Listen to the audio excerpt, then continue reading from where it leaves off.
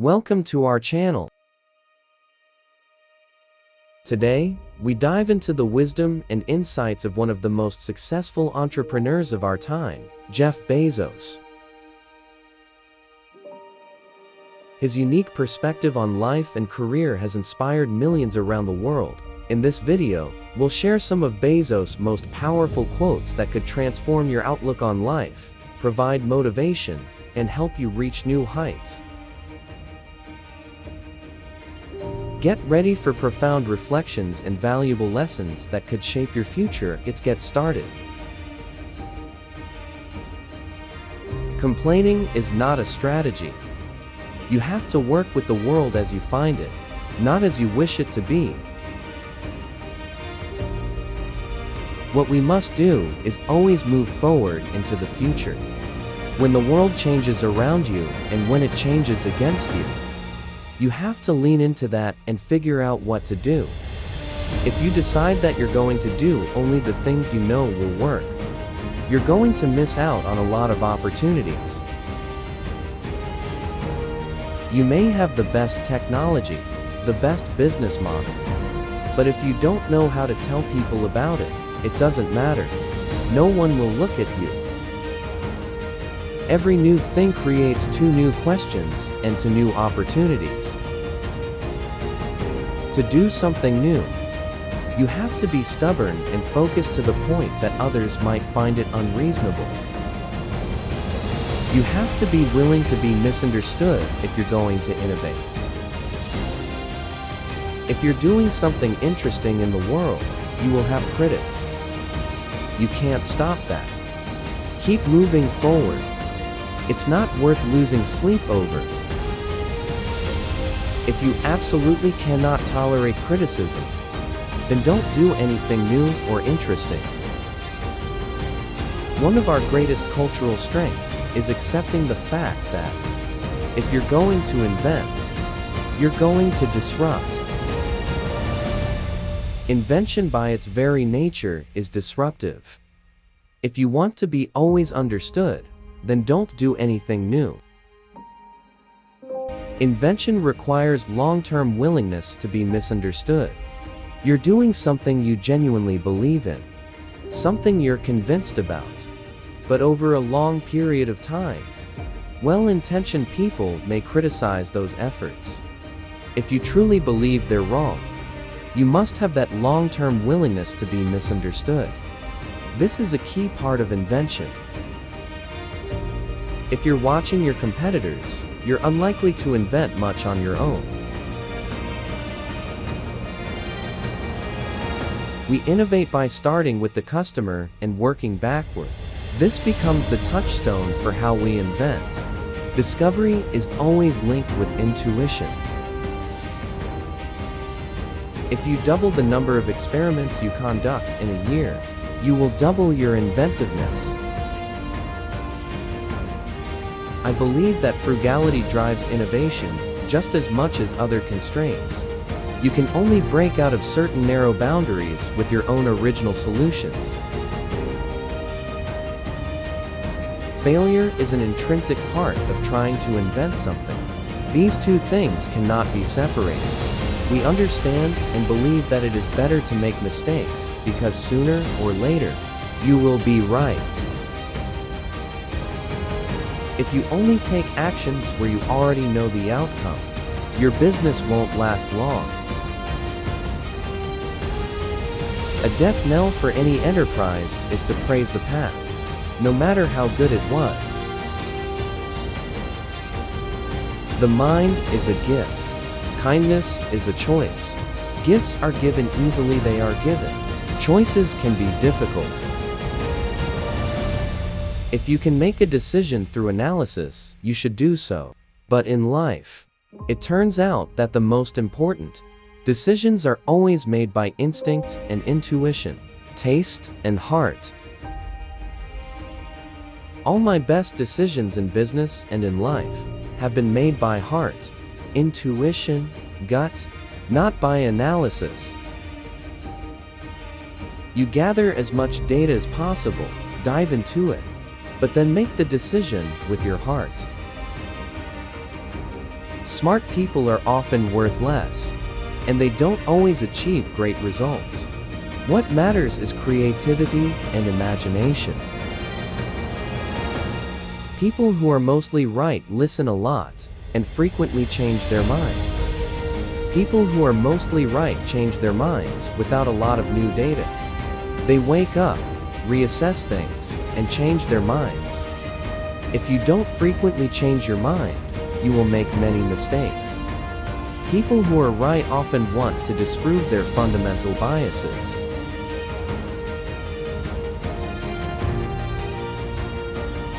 We all know that individuality, originality is valuable. We are all taught to be ourselves.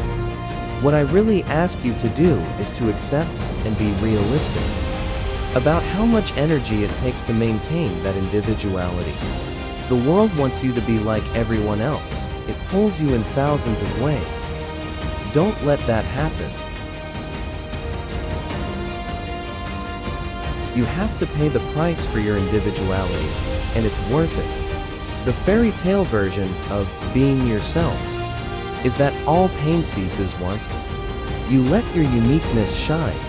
This version is misleading. Being yourself costs, but don't expect it to be easy or free. You'll have to constantly invest energy into it.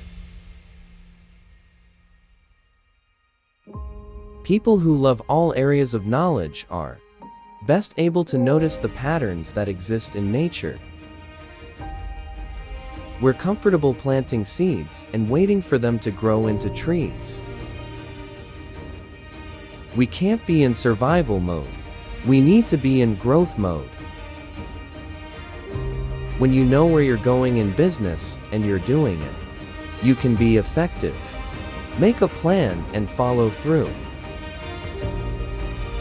Friends congratulate me after a quarterly revenue announcement and say, "Good job, great quarter."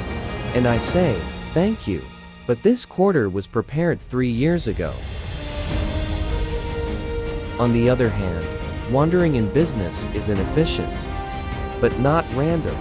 It's guided by intuition, hunches, curiosity, and nourished by a deep belief that the prize for customers is significant enough to be a bit messy and indirect, to find the way to it.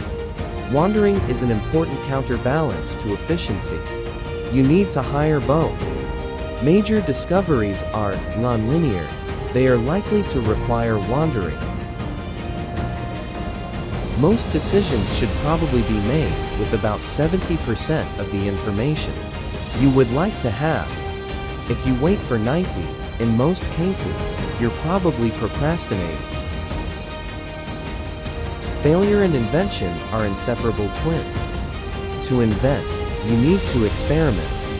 And if you already know it will work, it's not an experiment. Most large organizations support the idea of invention, but are unwilling to endure the series of failed experiments necessary to achieve it. Be stubborn about your vision, but flexible with the details. No business plan survives reality. Reality always differs from the picture presented in the plan. If you're not stubborn, you'll give up very quickly. If you're not flexible, you'll face a problem without the ability to find a solution to the problem you're trying to solve. There are 2 ways to expand a business. Inventory what you're good at and expand your skills. The smartest people constantly revisit their understanding by re-examining problems they think they have already solved. They are open to new perspectives, new information, new ideas, contradictions, and challenges to their own way of thinking. If I make 3 good decisions a day, that's enough. They should be as high quality as I can make them. Everything you are comes from your decisions. You may have a job, a career, or a calling. Life is too short to deal with people who aren't resourceful. One of the biggest mistakes people make is forcing themselves into certain interests. You don't choose your passions. Your passions choose you. Position yourself with something that captures your curiosity, something you are striving toward. Where you choose to spend your time and energy is one of the most important decisions you make in life. In the end, we are our choices. If you can somehow figure out how to find your calling, you've hit the jackpot because it's a big deal. I wanted to project myself to age 80 and say, okay, I'll back on my life. I want to minimize the number of regrets. And I knew that when I was 80, I wouldn't regret having tried. I knew that if I failed, I wouldn't regret it. But I knew that the only thing I could regret was not having tried. I knew that it would haunt me every day. When you think about the things you'll regret at 80, it's almost always about the things you didn't do. It's acts of inaction. Very rarely will you regret what you did that failed or didn't work out. Now is a good time for innovation. In business, the question often asked is, why? That's a good question. But no less relevant is the question, why not? Great productions are not created by a company. There is still room for many winners. In the end, we choose for ourselves. Create a great story for yourself.